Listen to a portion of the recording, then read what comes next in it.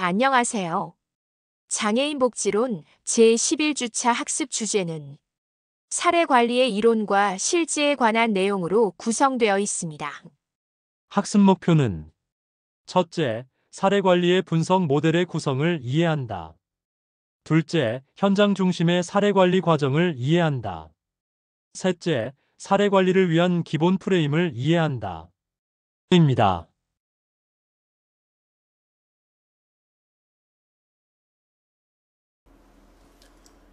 네, 여러분 안녕하십니까? 이번 주차 수업 주제는 사례 관리의 이론과 실제가 되겠습니다. 자, 우선 이번 시간에 다룰 주제는 크게 두 가지 부분으로 구분해서 살펴보도록 하겠습니다. 우선 사례 관리의 분석 모델에 대해서 한번 살펴보고요. 그 다음 주제는 현장 중심의 사례 관리의 과정에 대해서 실질적으로 사례 관리가 어떻게 이루어지는지 과정에 대해서 전반적으로 설명을 드리도록 하겠습니다. 자, 먼저 사례관리 분석 모델의 구성과 관련된 내용입니다. 자, 크게 사례관리의 모형이라고 하는 것은 현장에서 사례관리를 실천하는 데 있어서 기준이 될 수 있는 틀이라고 보시면 되겠고요. 사례관리를 수행하게 되는 목적에 따라서, 그리고 사례관리자에 따라서, 혹은 프로그램의 포괄성에 따라서, 혹은 사례관리의 중심 초점이 어떠냐에 따라서 여러 가지 유형으로 구분되어질 수 있다라고 이해를 하시면 되겠습니다. 자, 이번 강의에서 다루고자 하는 사례관리 모형은 목적에 따라서는 사회적 모형과 1차적 보호 모형, 의료 사회적 모델이 있을 수 있고요. 사례관리자에 따라서는 종합 사례관리자와 전문 사례관리자 모형으로 구분할 수가 있습니다.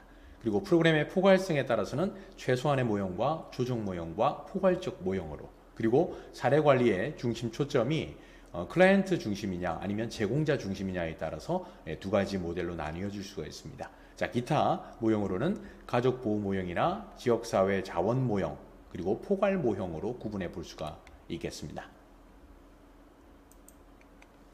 자, 먼저 사례 관리가 이루어지는 목적이 무엇이냐에 따라서 크게 세 가지로 구분이 되어집니다.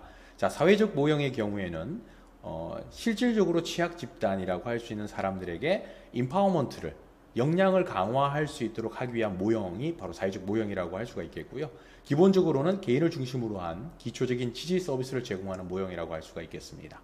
자, 1차적 보호 모형의 경우에는 전통적인 의료 보호에 기반을 둔 모형이라고 보시면 되겠고요. 기본적인 목적이 적절한 보호를 제공하는 것에서부터 비롯해서 보호 비용을 최소화하는 것, 여기에 기본적인 목적을 두고 시행하는 것이 1차적 보호 모형이라고 보시면 되겠습니다. 자, 의료 사회적 모형이라고 하는 것은 위험에 처해 있는 클라이언트를 중심에 두고 클라이언트의 시설 수용을 예방하거나 가능한 한 시설에 입소하지 않도록 그것을 지연시키는 것을 계획하는 기본적인 모형이 바로 의료 사회적 모형이라고 할 수가 있겠습니다. 자, 사례 관리자에 따라서는 한 명의 사례 관리자가 모든 예를 들면 조사에서부터 시작해서 사정이나 개입 이후에 팔로업 서비스까지 모든 과정을 다 포괄적으로 담당을 한다라고 하면 종합 사례관리자 모형이 되겠고요. 이 실질적으로 여러 전문가들이 이 사례관리에 관여하게 될 경우는 전문 사례관리자 모형이라고 할 수가 있겠습니다. 각각에는 장단점이 있겠죠. 자, 혼자서 사례관리를 전담한다라고 했을 때는 신속하게 클라이언트 문제에 대처할 수가 있고 총체적인 접근이 가능하다라고 하는 이점이 있는 반면에 다양하고 많은 과업들을 단독으로 수행함에 따른 부담이 가중된다거나 소진의 가능성이 높고 또 전문적인 역할에 남용 문제가 발생할 수 있겠죠.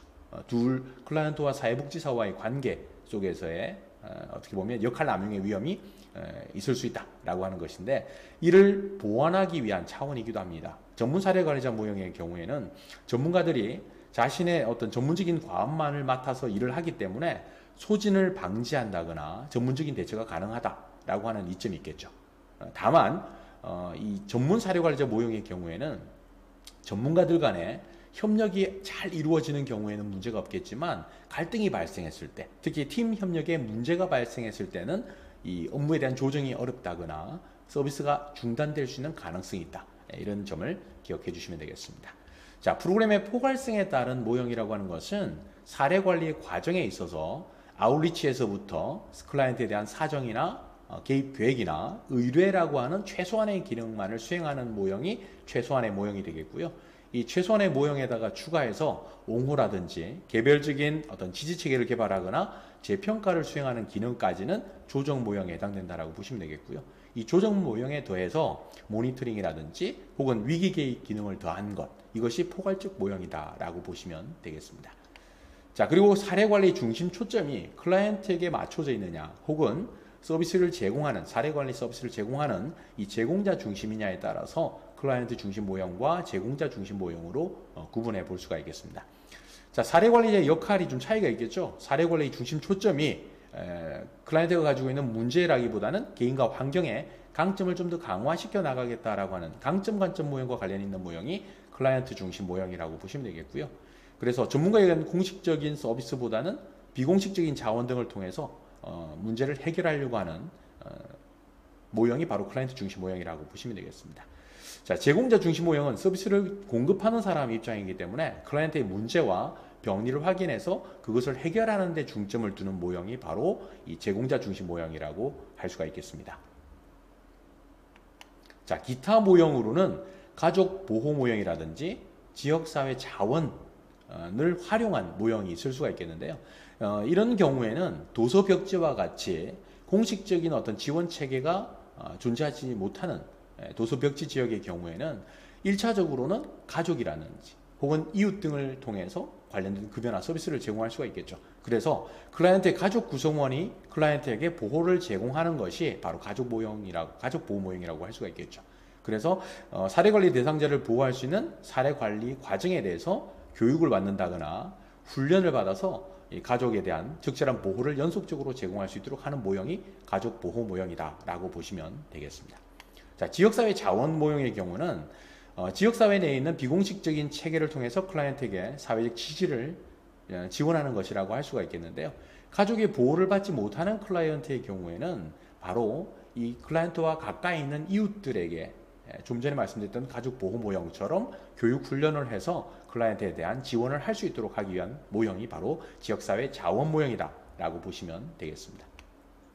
자, 이 포괄 모형 같은 경우는 사례관리 기관의 입장에서 보면 여러 가지 복합적인 욕구를 가지고 있는 사람들에게 포괄적인 서비스를 제공하는 모형이 바로 이 포괄 모형이다 라고 보시면 되겠는데요. 우리가 지금까지 사례관리의 목적이 무엇이냐, 그리고 포괄성 정도에 따라서, 그리고 누가 어디에 중심 초점을 두고 있느냐, 이런 여러 가지 모형을 살펴봤는데요. 특정한 모형 하나를 적용해서 사례관리가 이루어진다라기보다는 여러 가지 모형의 특징들을 실제 상황에 맞게, 또 클라이언트의 어떤 문제 상황이나 욕구 상황에 맞게끔 적절하게 활용하는 것이 바람직하다라고 말씀드릴 수가 있겠습니다. 장애인 복지론 11주차 수업 10초 후에 뵙겠습니다. 네, 두 번째 주제는 현장 중심의 사례관리 과정이 되겠습니다. 실질적으로 여러 가지 모형이 있겠지만 지금 시간에 바로 이 과정 중심의 사례관리 모형을 기반으로 해서 사례관리가 어떻게 이루어지느냐에 대해서 말씀을 드리도록 하겠습니다. 아무래도 사례관리라고 했을 때는 기본적으로 조사, 사정, 개입이라고 하는 기본적인 틀을 가지고 있다라고 보시면 되겠고요. 기본적으로 이제 현장 중심의 사례관리가 이루어지는 과정을 보면 초기에 접수 단계가 있겠죠. 인테이크를 통해서 접수가 이루어지고 사정이 이루어지고 또 계획을 수립하고 실제 실행을 하고 평가하거나 종결하는 과정으로 이루어져 있다라고 보시면 되겠고요. 일련의 과정에 필요한 세부적인 내용들은 구체적으로 설명을 드리면서 말씀을 이어나가도록 하겠습니다. 자, 사회복지 현장의 사례관리 과정을 보시면 사례관리 기능을 주로 담당하고 있는 곳이 대부분의 사회복지 시설이나 기관에서는 사례관리를 수행하고 있습니다. 대표적으로 우리가 지역사회복지관을 살펴볼 수가 있겠는데요. 기본적으로 사례를 접수해서 인테이크를 하고 사례 회의를 통해서 또 사정을 하고 서비스 지원과 연계를 한 다음에 점검이나 평가를 해서 또 종결하고 또 사후 관리하는 이런 일련의 과정을 거친다라고 보시면 되겠습니다. 자, 이 밖에도 사례 회의를 통해서 이것이 초기 면접을 통해서 사례 회의를 하고 이것이 세부 욕구로 사정이 될 것이냐 혹은 단순 서비스를 제공할 것이냐 라고 하는 것이 구분된다라고 보시면 될 것 같습니다. 우리가 흔히 병원에 갔을 때 원무과에 들러서 어디가 아파서 왔느냐라고 이제 질문을 하겠죠. 그때 환자, 병원을 찾은 이제 사람이 어떤 증상이 있다라고 얘기했을 때 원무과에서 관련 과로 연결시켜 주는 것과 거의 같은 역할을 보시죠. 이게 인테이크 워크라고 하는 사람들의 역할이다라고 보시면 될 것 같습니다. 실질적으로 내담자가 가지고 있는, 클라이언트가 가지고 있는 욕구가 우리 기관에서 제공해 줄 수 있는지 없는지 여부를 판단하는 1차적인 과정이라고 보시면 되겠죠. 자, 기본적인 과정들은 이렇게 우리가 화면에 보여지는 것처럼 접수가 이루어지고 난 다음에 욕구나 상황에 따른 변화 이런 것들도 살펴보게 되고요.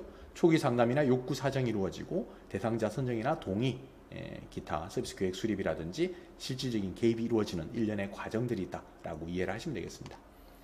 자, 여러 가지 지금 모형들을 한번 보여드리고 있습니다. 이거는 기관마다 실질적으로 사례 관리는 수행을 하고 있지만 기관마다 조금씩 차이를 보이고 있다라고 하는 점들을 말씀드리기 위해서 이런 수업 자료를 준비를 했습니다. 그래서 기본적으로는 이제 조사를 하는 과정에서 인테이크가 이루어지는 과정에서 기본적인 자료들이 조사가 되어지고 그것을 바탕으로 사정을 하겠죠. 사정을 하는 데 있어서 사례관리자의 판단이 올바른지 혹은 또 필요하다라고 한다 그러면 사례회의를 거쳐서 사정 결과를 논의하게 되고 그것을 바탕으로 해서 실질적인 사례가 개입되어진다라고 보시면 되겠고요. 사례 개입이 이루어지는 과정 속에서 실질적으로 욕구가 충족되어졌거나 혹은 초기에 설정한 계획이 목표대로 잘 이루어지지 않았을 경우는 재사정을 통해서 새롭게 개입을 해 나갈 수도 있다라고 말씀드릴 수가 있겠습니다.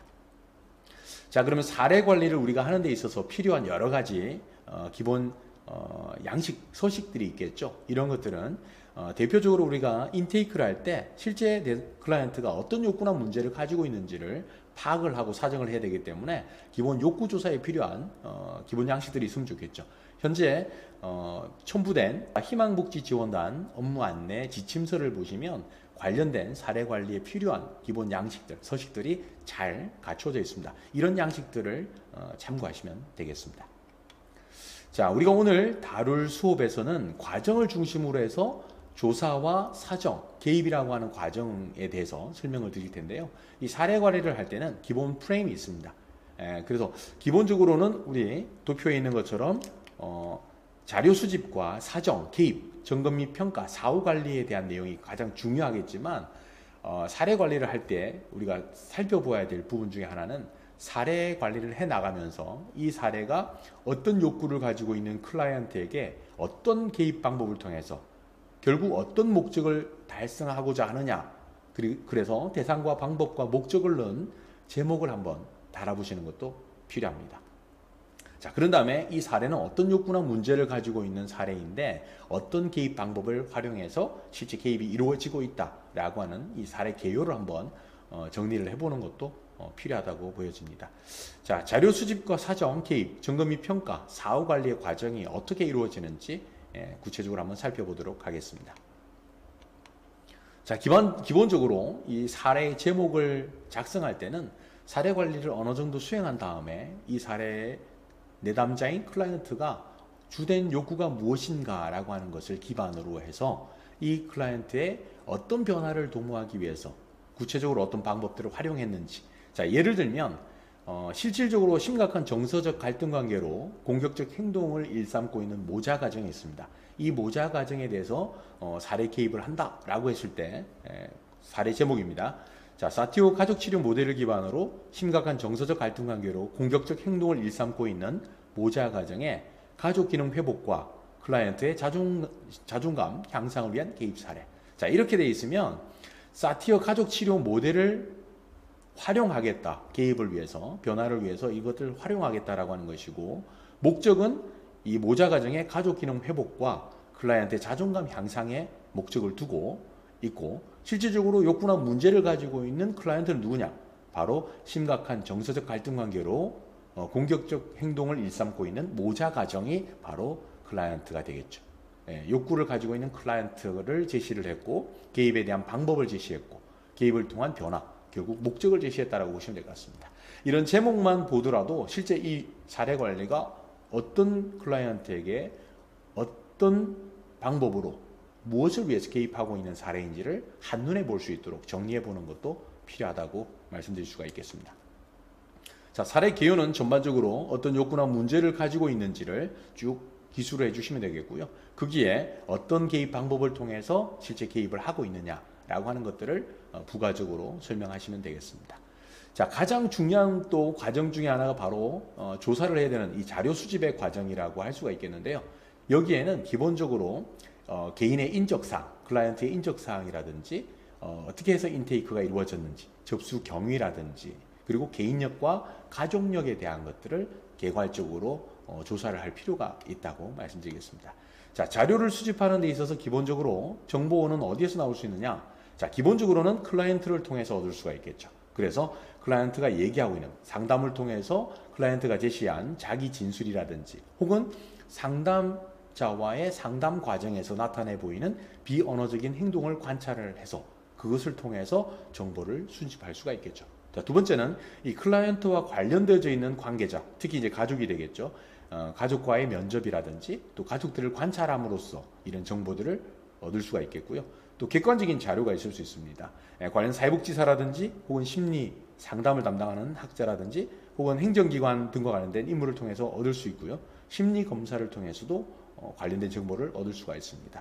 이 밖에도 클라이언트의 객관적인 관계에서 얻을 수 있는 자료가 있겠죠. 클라이언트와 가까이 지내는 지인들이라든지 주변인들의 진술을 통해서 클라이언트가 가지고 있는 욕구나 문제 상황에 대한 정보를 얻을 수가 있다라고 보시면 되겠습니다. 자, 두 번째는 인적 사항이 되겠고요. 기본적으로 이 클라이언트의 인적 사항을 작성하게 될 경우에는 가급적이면 클라이언트와 관련된 다양한 정보들을 파악하는 것이 사정을 하는데 유용할 수가 있습니다. 물론 이 경우에 자칫 잘못하면 많은 정보를 얻기 위해서 내담자에게 많은 질문을 하게 되는 경우가 있는데요. 이런 부분들은 좀 피해가는 것이 좋습니다. 한 번에 많은 정보를 얻으려고 하지 마시고 수차례에 걸쳐서 여러 정보들을 얻을 수 있도록 하는 과정이 필요하겠죠. 자, 이런 이제 자료 수집을 위한 인적 사항을 파악하기 위한 욕구조사 양식들이다라고 보시면 되겠고요. 좀 전에 말씀드렸던 희망복지 지원단 사업 안내 지침에 있는 양식들을 활용하시면 되겠습니다. 자, 그 다음에 다룰 주제는 바로 인테이크 경위입니다. 어떻게 해서 접수가 됐느냐? 본인이 자발적으로 기관을 찾아온 건지, 혹은 가족에 의해서 왔는지, 혹은 다른 기관에서 의뢰를 받아서 온 건지, 이런 여러 가지 상황들을 살펴보시고 이 인테이크에 대한 경위를 살펴보시는 것도 사례 개입을 통한 변화를 도모하는 데 유용할 수 있습니다. 자, 세 번째는 이제 개인력이 되겠고요. 내담자가 실제 지금 여기 이 자리에 와서 상담을 받기까지 어떤 삶을 살아왔느냐라고 하는 것들을 개괄적으로 기술하시면 되겠습니다. 자, 그 다음에 이제 가족력이 되겠고요. 클라이언트의 욕구를 사정하는 데 있어서 중요한 정보원들이 가족력을 조사하는 과정에서 나타날 수가 있습니다. 특히 이제 뭐 가계도라든지 생태도라든지 소시오그램이라든지 가족력 도표라든지 이제 이런 사정 도구들을 통해서 실제 내담자가 어떠한 욕구나 문제를 가지고 있는지를 파악할 수가 있겠는데요. 자, 가족력을 조사하는 이유는 이 가족들로 하여금, 왜냐하면 클라이언트의 문제라고 하는 것이 클라이언트 개인의 문제일 수도 있겠지만 이 가족 구성원들과의 관계 속에서 나타나는 여러 가지 문제 상황이 있을 수 있고 또 해결점도 이 가족과의 관계 속에서 찾을 수가 있다는 거죠. 이 자스트로라고 하는 학자는 내담자, 클라이언트와 이 가계도를 직접 같이 그리는 것이 좋다. 뭐 이렇게 또 얘기를 하기도 합니다. 그래서 최소한 3대 이상의 가족 구성원들과의 도표를 그리시고 가족 간의 관계를 표기해 주시면 되겠는데요. 이런 과정을 통해서 세대 간에 반복되는 관계 유형을 찾을 수 있다라고 하는 것을 통해서 유용한 사정 도구라고 할 수가 있겠습니다. 자, 가계도를 통해서 우리가 찾고자 하는 부분은 실제 내담자와 그 가족들로 하여금 문제의 주된 변화, 문제를 해결할 수 있는 주된 역할을 수행할 수 있는 사람이 누구인가라고 하는 것에 대한 통찰력을 갖도록 한다 하는 점에서 매우 중요한 부분이 되겠습니다. 자, 가계도에서는 여러 가지 상징들을 사용하고 있습니다. 남자와 여자, 나이, 출생 연도라든지 사망 연도, 그리고 남자 클라이언트나 여자 클라이언트, 혹은 결혼이나 동거, 혹은 별거나 이혼에 대한 표기 방법들이라고 보시면 되겠고요. 이런 표시 외에도 여러 상징 체계가 있는데요. 가계도는 왼쪽에서부터 오른쪽까지 출생 순위가 나타날 겁니다. 그래서 친자녀를 나타내거나 위탁 자녀이거나 혹은 입양 자녀이거나 사산이거나 혹은 자연유산이나 인공유산, 그리고 쌍둥이나 지금 임신 중인 상태를 나타내는 표기법이다라고 보시면 되겠습니다. 자, 이 외에도 가족 구성원 간에 서로 간에 나타나는 상호작용 유형을 나타내는 또 상징 체계가 있습니다. 굉장히 밀착, 융합된 관계인지, 친밀한 관계인지, 소원한 관계인지, 혹은 갈등적이거나 적대적인 관계인지, 아주 밀착되어 있지만 갈등적인 관계에 있는지, 그리고 단절되어져 있는 관계인지, 그리고 집중, 관심이, 초점이 집중되어져 있는지, 그리고 성적인 학대냐 혹은 신체적인 학대이냐, 뭐 이런 여러 가지의 상징 체계들이 있습니다. 화면에 보이시는 수업 내용 자료를 참고하시면 되겠고요. 자, 가계도 작성의 기본 예시라고 보시면 되겠습니다. 자, 이 점선으로 표시된 부분은 클라이언트와 함께 생활하고 있는 동거 가족을 나타냅니다. 지금 이 그림에서는 맨 아래쪽에 있는 12살 여자아이가, 여성이 바로 클라이언트가 되겠고요. 이 클라이언트를 중심으로 해서 지금 4인 가족이 함께 생활하고 있고 엄마가 현재 임신 중에 있다라고 보시면 되겠습니다. 대개는 좌측편에 부계를, 오른쪽에는 모계를 중심으로 해서 그리는 게 일반적이다라고 보시면 되겠고요. 뭐 꼭 정해진 바는 없습니다. 엄마 쪽을 왼쪽 편에 그리시기도 하는데 기본적으로는 좌측편, 우측편을 좀 구분해서 이렇게 그림을 그린다라고 보시면 되겠고요. 자, 또 다른 그림을 나타낼 때는 또 이렇게 표시를 할 수가 있습니다. 이때도 마찬가지로 사례 제목을 보시면 음주 후에 상습적인 구타로 인해서 가족 상담소를 찾은 다문화 가정에 대한 개입 사례, 문제 상황이 나오죠. 음주를 하게 되면 상습적으로 아내를 구타하는 주한 이제 미군이 되겠죠. 이 클라이언트인데 이 클라이언트를 남자 혼자만 본 게 아니라 이 가족 전체 체계를 클라이언트 체계로 보고 있다라고 보시면 되겠고요. 자, 가계도 외에도 생태도라고 하는 또 유용한 사정 도구가 있습니다. 이 생태도라고 하는 것은 클라이언트의 상황에서 의미 있는 체계들과의 관계를 그림으로 표현을 한 건데요. 가계도보다는 조금 더 단순한 상징 체계를 활용하고 있습니다. 클라이언트를 중심으로 해서 원형 내에다가 외부 환경 체계들을 다 집어넣고 이들과의 관계를 선의 굵기로 표현하시면 되겠고요. 여기서도 체계와 체계와의 관계가 긍정적이면 실선을, 부정적이거나 미약한 관계일 때는 점선으로 표기하면 될 것 같고요. 갈등적인 관계는 꺾임이 있는 선이나 기차, 선, 선로처럼 그림을 표시해 주시면 되겠습니다. 에너지나 자원의 흐름이 있다라고 했을 때는 방향에 화살표 표시를 해주시면 되겠습니다. 자, 그림에서 보여지는 예시가 되겠고요. 제가 클라이언트라고 하는 사람은 사실 이 가족 체계 전체라고 했기 때문에 큰 원 속에 이 가족을 다 집어넣었는데요. 실제 만일 여기서 26세 된 혹은 폭력을 당한 여성, 그러니까 아내가 되겠죠. 25세 된 여성이라고 할 경우에는 클라이언트를 가운데 중심에 원형 속에 포함해 놓고 클라이언트의 남편도 바깥쪽에, 아들도 바깥쪽에 그림을 그리시는 방법이 있을 수가 있겠습니다. 자, 좀 전에 말씀드렸던 이 생태도에서 보시면 지금 문제가 되는 것이 바로 눈에 나타나죠. 26세 주한 미군에게 가장 의존적인 것은 바로 술이기 때문에 이런 문제를 해결해야 될 거고요.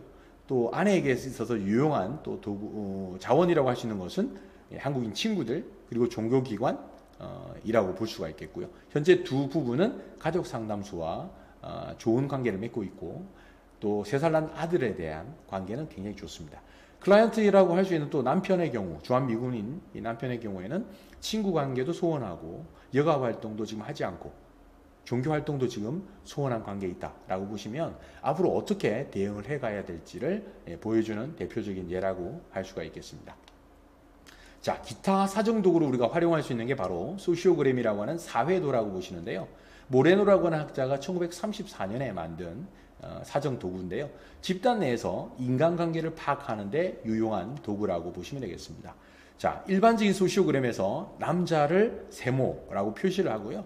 교재에 따라서는 뭐 네모라고 표시하고 또 여성을 원으로 표시하기도 합니다. 참고로 보시면 되겠고요. 어쨌든 가계도처럼 남자를 네모, 여자를 동그라미로 표시하셔도 관계는 없습니다. 우호적인 관계는 실선으로, 상호 우호적일 때는 슬러시, 빗금을 치고요. 무관심하고 소원한 관계는 점선을, 그리고 거부적인 관계나 상호 거부적인 관계일 때는 어떻게 표시하는지를 지금 표시해 두었습니다. 참고로 하시면 되겠고요. 또 이것 외에도 가족력 도표가 지금 나타날 수가 있는데요. 실제 요거는 뭐냐면 이 개인력을 조사하는 데 있어서 실질적으로 이 클라이언트, 내담자가 주요한 사건들을 중심으로 해서 연도별 주요 사건을 한번 정리를 해보는 거죠. 자, 2000년대 클라이언트는 30세였는데요. 그 당시에 서울에 거주를 했고 첫째 자녀를 출산을 했다. 근데 그 당시에 첫째 자녀가 미숙아로 태어났다라고 하는 하나의 이벤트가 있겠고요. 자, 2002년에는 32이었는데 광주로 와서 살게 됐고요. 이때 남편은 실직을 하고 또 잠적을 하게 됩니다. 특히 빚독촉을 심하게 받아서 남편이 잠적을 하게 됐다라고 하는 문제를, 2006년에는 또 남편의 심한 알코올 중독을, 2012년도에는 극심한 생활고를 겪고 있다라고 하는 이런 주요한 문제를 특정한 시기별로 구분해서 또 정리할 수가 있겠죠. 이런 것들이 사실 이 클라이언트의 욕구나 문제를 사정하는 데 또 유용한 도구로서 역할을 할 수가 있겠고요. 사회적 도표 외에도 사회적 관계망표가 있을 수 있습니다. 사회적 관계망에서 중요한 인물들을 열거를 하고요. 생활 영역이라든지 물질적 지지라든지 정서적 지지라든지 정보적 지지나 뭐 비판, 원조 방향이나 친밀감, 접촉 빈도나 알고 지낸 기간 등을 중심으로 해서 실질적으로 도움을 줄 수 있는 사람이냐 아니냐 정도를 구분할 수 있는 것이 바로 사회적 관계망표라고 보시면 되겠습니다.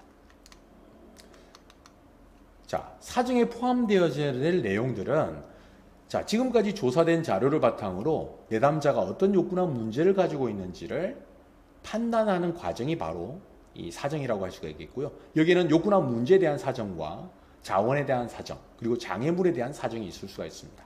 자, 욕구 및 문제 사정에 들어가야 될 것들은 클라이언트가 제시하고 있는 욕구나 표출되지 않은 욕구, 표현된 욕구들이 다 나타나겠죠. 가령 홀로 계시는 독거노인의 경우에 일반적으로 가질 수 있는 욕구의 유형들을 보면 경제적인 욕구가 있을 수 있고요. 건강과 관련된 의료적인 욕구가 있을 수 있고, 심리 정서적인 욕구, 혹은 사회적 관계에서 나타날 수 있는 욕구, 이런 다양한 욕구들이 있을 수 있겠죠. 이런 욕구에 대한 사정 부분이 포함되어야 될 거고요.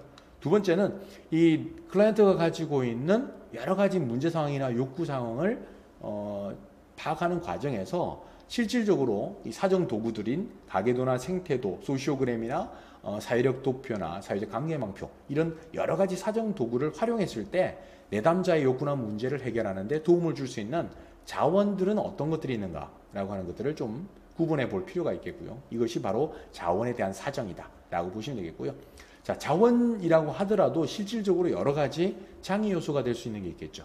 내담자의 변화를 방해하는 여러 가지 상황들이 있을 수 있는데, 이런 장애물 사정도 생태도라든지 이런 사정 도구를 통해서 쉽게 파악할 수가 있습니다. 자, 여기까지 사정이 이루어지고 나면 그 다음에 이루어지는 과정이 바로 개입인데요. 이 개입의 과정에서는 기본적으로 개입을 어떤 방향, 무엇을 위해서 개입을 할 것이냐라고 하는 개입 목표가 있겠고요. 이 개입 목표를 달성하기 위해서 사회복지사, 특히 사례관리자가 어떤 노력을 기울여야 되는가라고 하는 개입 방법이 있을 수 있겠죠. 실질적으로 개입의 목표와 개입 방법의 차이가 있을 수 있습니다. 개입 목표는 클라이언트가 변화되기를 바라는 것에 초점을 두고 있고, 개입 방법이나 개입 내용과 같은 경우는 이 개입 목표를 달성하기 위해서 사례관리자가 어떠한 노력을 기울여야 되는가라고 하는 것을 담고 있다라고 보시면 되겠죠. 그래서 이 개입 목표는 클라이언트의 변화를 초점을 두고 있다라고 보시면 되겠고요. 개입 계획이라고 하는 것은 이 개입 목표를 달성하기 위해서 구체적으로 사례관리자가 어떤 노력을 기울일 것인가와 관련되어 있다라고 보시면 되겠습니다. 그래서 심리 정서적인 불안 감정을 해소시킨다, 줄여나간다라고 하는 목표를 정했다면, 이런 불안 감정을 없애기 위해서 사례관리자가 어떻게 할 거냐? 매일 체크리스트를 부여해서 클라이언트가 그것을 하나하나씩 체크해 나갈 수 있도록 한다 라든지, 이런 여러 가지 구체적인 방법들을 제시하는 것, 이것이 개입 계획이라고 보시면 되겠습니다. 그래서 실질적인 구체적인 개입 내용과 방법이 명시가 되어 있는 것이 바로 개입 계획이다라고 보시면 되겠습니다. 자, 실제 개입의 과정에 있어서도 초기 단계, 중간 단계, 종결 단계로 보통 구분을 하는데요. 초기 단계 같은 경우는 내담자가 가지고 있는 욕구나 문제를 자료 수집을 통해서 쭉 사정을 하고 실제 개입을 위한 목표와 개입 계획을 수립하는 데까지가 초기 단계에 이루어지는 것이고요. 중간 단계는 실제 개입이 이루어지는 단계라고 보시면 되겠고요. 대개는 이제 종결이 없을 수 있지만, 종결이 이루어지는 경우라고 본다 그러면 클라이언트가 사망을 했거나 서비스를 중단하기를 원하거나, 혹은 다른 지역으로 전출을 했거나, 혹은 욕구가 충족되어졌거나, 이제 이런 경우가 아니라면 사례 관리는 계속적으로 이루어지는 지속적인 과정이다. 계속적인 과정이다. 라고 이해를 하시면 되겠습니다. 중간 단계에서는 직접적인 개입도 있을 수 있고 간접적인 개입도 있을 수가 있겠죠. 그래서 직접적으로 개입한다는 얘기는 개별적으로 상담을 하거나 또 치료를 하거나 사회성 훈련이나 뭐 집단 치료, 가족 교육, 뭐 여러 가지 실질적인 개입이 이루어지는 과정이라고 보시면 되겠고요. 간접적인 개입이라고 한다 그러면 자조 집단을 만들어 준다거나 이 자조 집단에 대한 지지를 한다거나 또 사회적인 관계망을 형성하게끔 도와준다거나 지역사회 자원을 연결해 준다거나 정보를 제공해 주는 이제 일련의 이런 과정들은 간접적인 개입 방법, 활동들이다라고 보시면 되겠습니다. 자, 점검과 평가라고 하는 과정이 있는데요. 이 두 가지는 비슷한 특징을 갖고 있습니다. 이 점검이라고 하는 것은 일종의 모니터링과 같이 중간 평가에 해당되는 것이죠. 실제 설정한 어떤 그 계획이라든지 이런 것들이 제대로 이루어지고 있는가라고 하는 것을 확인하는 과정이 바로 점검이라고 보시면 되는데요. 서비스 계획이 잘 세워졌느냐, 혹은 목표 달성이 잘 되어졌느냐, 결과 목표 달성이 어떻게 되어졌고, 계획의 변화가 필요한지 이런 여러 가지들을 확인하는 과정이 바로 모니터링이라고 할 수 있는 점검의 과정이라고 보시면 되겠고요. 평가라고 하는 것은 이 내담자, 클라이언트의 삶에 사례 관리자가 개입을 해서 내담자의 삶에 어떠한 변화를 가져왔는가라고 하는 것들을 확인하는 과정이 바로 이 평가의 과정이다라고 보시면 되겠습니다. 자, 이렇게 자료 수집과 사정과 개입, 점검이 평가가 이루어지고 나서 이제 뭐 종결이 이루어졌을 수도 있겠죠. 자, 이후가 되면 어떻게 하느냐? 그냥 무조건 종결을 짓는 것이 아니라 예를 들면 중증장애인의 직업 재활을 위해서 사례 관리를 했다라고 하면 직업 훈련이라든지 직업 교육을 시켜서 취업 알선을 시켰다. 여기까지가 사실은 사례 관리를 끝내는 것이 아니라 얼마만큼 중증장애인이 알선된, 연결된 취업처에서 일자리를 계속적으로 고용 상태를 유지하고 있는가를 정기적으로 확인하는 과정이 바로 이 팔로우 서비스라고 할 수 있는 사후 관리 부분이라고 보시면 되겠습니다. 그래서 서비스 계획이 적절했는지, 목표 달성 여부가 이루어졌는지 이런 것들을 꾸준하게 점검하는 과정이 이 사후 관리다라고 보시면 되겠죠. 자, 이런 사례 관리의 과정을 쭉 다 거친 다음에 사례 관리를 실질적으로 수행을 한 사례 관리자라고 한다면 사례 관리하는 과정에서 있었던 여러 가지 뭐 어려움이 있겠죠. 애로사항들이 있을 수 있는데요. 이것을 정책적인 어떤 개선이 필요하거나 혹은 실천적인 측면에서 개선이 필요한 부분에 대해서 나름의 제언을 해보는 것도 좀 필요하지 않을까 싶습니다. 자, 기본적으로 오늘 우리가 수업 시간에 다룬 내용들은 장애인 복지에 있어서의 어떤 사례 관리라기보다는 사회복지를 실천하는 과정에서 모든 영역에서 이루어지는 사례 관리의 어떤 보편적인 어떤 프레임에 대해서 소개를 드렸습니다. 그래서 기본적으로는 사례 관리를 한다라고 했을 때는 자료 수집이라든지 사정, 개입, 그리고 점검이나 평가, 사후 관리의 어떤 과정이 기본 프레임에 들어가 있지만 여기에 추가해서 사례 기여나 사례 제목, 그리고 사례 관리에 관한 정책적, 실천적 제언까지 포함을 한다면 굉장히 완성도 높은 이제 사례 관리를 하고 있다라고 할 수가 있겠죠.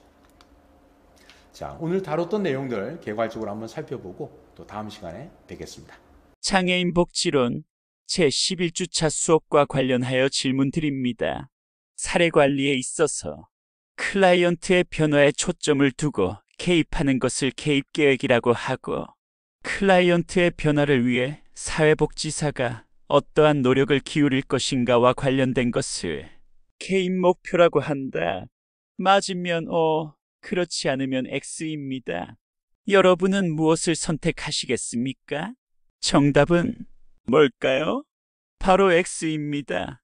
클라이언트의 변화에 초점을 둔 것을 개입 목표라고 하고, 클라이언트의 변화를 위한 사회복지사의 활동에 초점을 둔 것을 개입계획이라고 합니다. 거꾸로 질문된 것을 아시겠습니까? 하하하하. 장애인 복지론 제11주차는 사례 관리의 이론과 실제에 관해 살펴보았습니다. 다음 시간에는 장애인식 개선과 관련하여 지금까지 여러분들이 준비한 모둠 활동에 대한 결과를 공유하는 시간을 갖겠습니다.